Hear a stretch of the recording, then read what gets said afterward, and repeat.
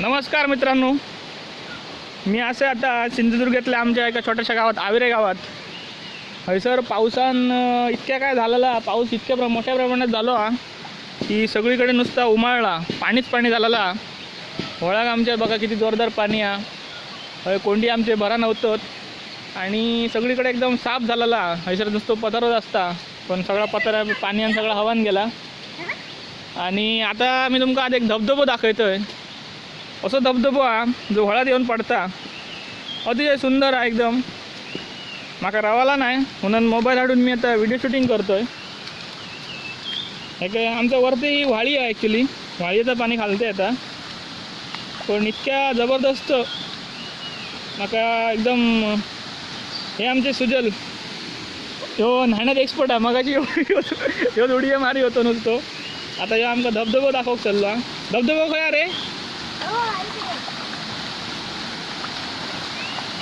व्हळात पाणी बघा कसला होता जोरदार.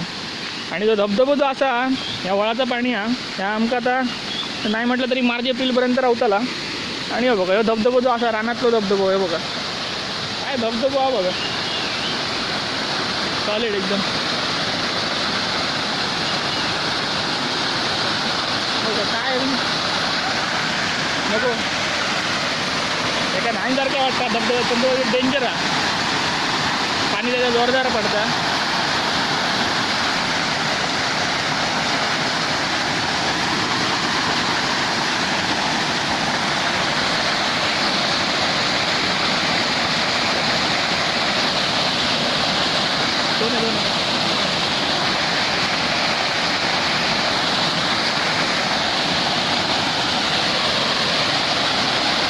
धबधबा पाणी बघा कसलं येतं आता, नको धाव.